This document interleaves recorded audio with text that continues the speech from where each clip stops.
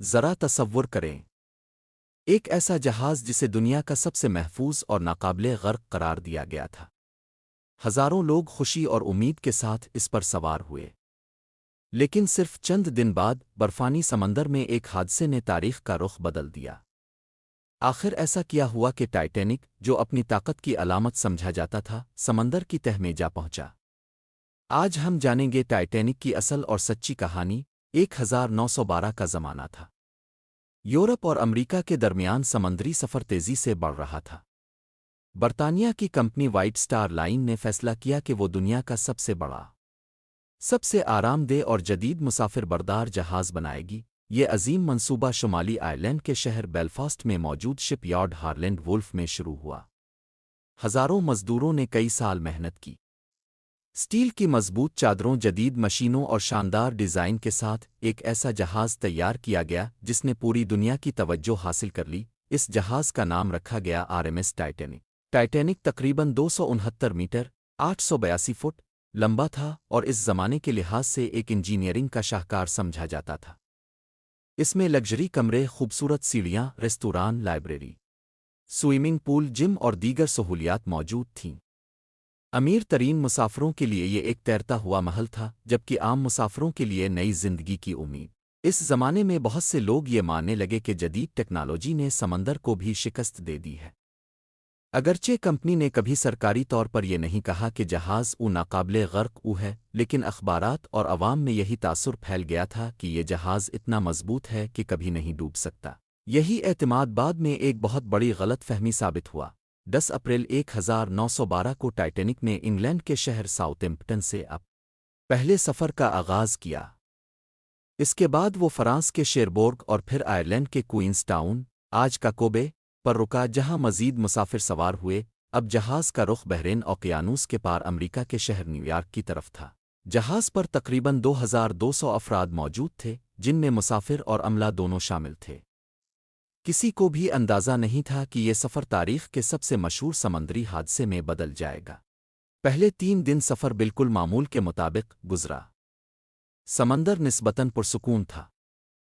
پہلی کلاس کے مسافر شاہانہ ضیافتوں سے لطف اندوز ہو رہے تھے، جبکہ دوسری اور تیسری کلاس کے بہت سے لوگ امریکہ میں نئی زندگی کے خواب دیکھ رہے تھے۔ اسی دوران دوسرے جہاز مسلسل ٹائٹینک کو برفانی تودوں، آئس برگز، کے بارے میں وائرلیس پیغامات بھیج رہے تھے۔ ان پیغامات میں خبردار کیا جا رہا تھا کہ آگے سمندر میں خطرناک برف موجود ہے۔ کئی وارننگز موصول ہوئیں، لیکن ٹائٹینک اپنی رفتار سے آگے بڑھتا رہا۔ 14 اپریل کی رات غیر معمولی طور پر ٹھنڈی تھی۔ سمندر اتنا پرسکون تھا کہ پانی پر لہریں بھی نہ ہونے کے برابر تھیں۔ عام حالات میں لہروں کی وجہ سے آئس برگ آسانی سے نظر آ جاتے ہیں، مگر اس رات انہیں دیکھنا زیادہ مشکل تھا۔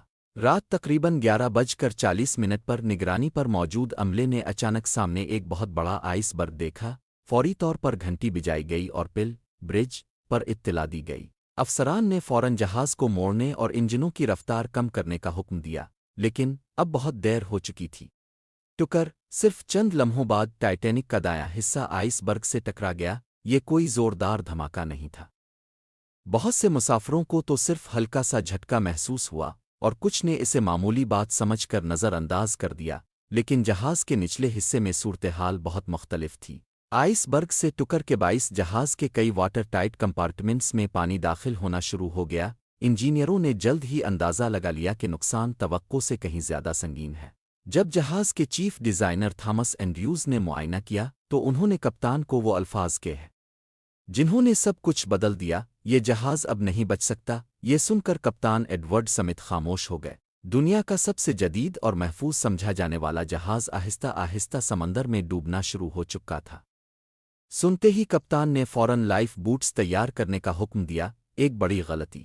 ٹائٹینک پر تقریباً 2200 لوگ موجود تھے، لیکن لائف بوٹ صرف تقریباً 1178 افراد کے لیے کافی تھیں۔ اس زمانے کے قوانین پرانے تھے اور جہاز پر موجود لائف بوٹس کی تعداد اس کے اصل مسافروں کی گنجائش کے مطابق نہیں تھی۔ شروع میں کئی لوگوں نے جہاز چھوڑنے سے انکار کر دیا۔ انہیں یقین ہی نہیں آ رہا تھا کہ اتنا بڑا اور جدید جہاز واقعی ڈوب سکتا ہے۔ نتیجہ یہ نکلا کہ پہلی چند لائف بوٹس پوری طرح بھری بھی نہیں گئیں۔ سنتے ہی کپتان نے فوراً لائف بوٹس تیار کرنے کا حکم دیا۔ ایک بڑی غلطی۔ ٹائٹینک پر تقریباً 2200 لوگ موجود تھے، لیکن لائف بوٹ صرف تقریباً 1178 افراد کے لیے کافی تھیں۔ اس زمانے کے قوانین پرانے تھے، اور جہاز پر موجود لائف بوٹس کی تعداد اس کے اصل مسافروں کی گنجائش کے مطابق نہیں تھی۔ شروع میں کئی لوگوں نے جہاز چھوڑنے سے انکار کر دیا۔ انہیں یقین ہی نہیں آ رہا تھا کہ اتنا بڑا اور جدید جہاز واقعی ڈوب سکتا ہے۔ نتیجہ یہ نکلا کہ پہلی چند لائف بوٹس پوری طرح بھری بھی نہیں گئیں۔ پہلے خواتین اور بچے، عملے نے اعلان کیا، پہلے خواتین اور بچوں کو سوار کیا جائے۔ کئی مرد اپنے خاندان کو الوداع کہہ رہے تھے کیونکہ وہ جانتے تھے کہ شاید دوبارہ کبھی ملاقات نہ ہو۔ جہاز پر موجود موسیقار مسلسل موسیقی بجاتے رہے تاکہ لوگوں میں خوف کم ہو۔ ادھر انجینئر آخری لمحے تک بجلی چلاتے رہے تاکہ روشنی بند نہ ہو اور لوگوں کو نکلنے میں آسانی رہے۔ یہ لوگ جانتے تھے کہ شاید وہ خود زندہ نہ بچ سکیں، لیکن پھر بھی اپنی ڈیوٹی چھوڑ کر نہیں بھاگے۔ آخری لمحات، رات گزرتی گئی اور پانی اوپر آتا گیا۔ جہاز کا اوگا حصہ آہستہ آہستہ سمندر میں ڈوبنے لگا، جبکہ پچھلا حصہ ہوا میں بلند ہوتا گیا۔ لوگ چیخ رہے تھے، مدد کے لیے پکار رہے تھے اور اپنی جان بچانے کی کوشش کر رہے تھے۔ آخرکار 15 اپریل 1912 کی رات تقریباً 2:20 پر ٹائٹینک مکمل طور پر سمندر کی تہہ میں چلا گیا۔ ہزاروں ٹن وزنی یہ عظیم جہاز صرف چند گھنٹوں میں تاریخ کا حصہ بن گیا۔ برفیلے پانی کا عذاب، بحرین اوقیانوس کا پانی انتہائی سرد تھا، تقریباً منجمد ہونے کے قریب۔ جو لوگ پانی میں گرے ان میں سے زیادہ تر زیادہ دیر زندہ نہ رہ سکے۔ یہ منظر اتنا خوفناک تھے کہ بعد میں بچ جانے والے مسافروں نے کہا کہ وہ چیخیں پوری زندگی نہیں بھول سکے۔ تقریباً 1500 سے زیادہ افراد اس حادثے میں جان سے گئے، جبکہ صرف 700 سے کچھ زیادہ افراد زندہ بچ سکے۔ ریسکیو جہاز کی آمد، ٹائٹینک نے حادثے کے بعد مسلسل SOS اور سیکیورٹی سگنل بھیجے تھے۔ ان سگنلز کو وصول کرنے والا سب سے اہم جہاز RMS کارپیتھیا تھا۔ کپتان آرتھر روسٹون نے فوراً اپنے جہاز کا رخ ٹائٹینک کی طرف موڑ دیا اور پوری رفتار سے روانہ ہو گئے۔ کئی گھنٹے بعد کارپیتھیا موقع پر پہنچی، لیکن تب تک ٹائٹینک سمندر میں غرق ہو چکا تھا۔ کارپیتھیا نے لائف بوٹس میں موجود 700 سے زائد زندہ بچ جانے والے افراد کو محفوظ طریقے سے اپنے جہاز پر سوار کیا۔ دنیا حیران رہ گئی جب یہ خبر یورپ اور امریکہ پہنچی تو ہر طرف صدمے کی لہر دوڑ گئی۔ اخبارات کی سرخیاں صرف ایک ہی خبر سے بھری تھیں، دنیا کا سب سے بڑا جہاز اپنے پہلے ہی سفر میں ڈوب گیا۔ کسی کو یقین نہیں آ رہا تھا کہ جس جہاز کو جدید انجینئرنگ کا شاہکار سمجھا جاتا تھا، وہ صرف چند گھنٹوں میں سمندر کی تہہ میں جا سکتا ہے۔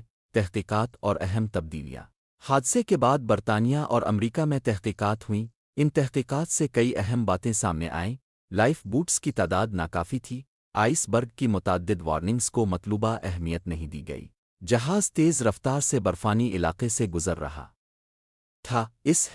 اس حادثے کے بعد بین الاقوامی سمندری قوانین میں بڑی تبدیلیاں کی گئیں۔ اب ہر مسافر کے لیے لائف بوٹ لازمی قرار دی گئی، مسلسل وائرلیس نگرانی کو ضروری بنایا گیا، اور شمالی بحرین اوقیانوس میں آئس برگ کی نگرانی کے لیے انٹرنیشنل آئس پٹرول قائم کی گئی، جو آج بھی جہازوں کی حفاظت میں اہم کردار ادا کرتی ہے۔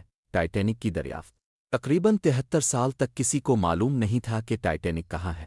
آخرکار 1985 میں امریکی سمندری ماہر رابرٹ بیلارڈ اور ان کی ٹیم نے بحرین اوقیانوس کی تقریباً 3800 میٹر گہرائی میں ٹائٹینک کا ملبہ دریافت کیا۔ یہ دریافت دنیا بھر کے لیے ایک تاریخی لمحہ تھی۔ ٹائٹینک صرف ایک جہاز نہیں تھا، بلکہ انسانی ترقی، اعتماد، غلط فیصلوں اور بہادری کی ایک ایسی داستان بن گیا جسے آج بھی دنیا یاد کرتی ہے۔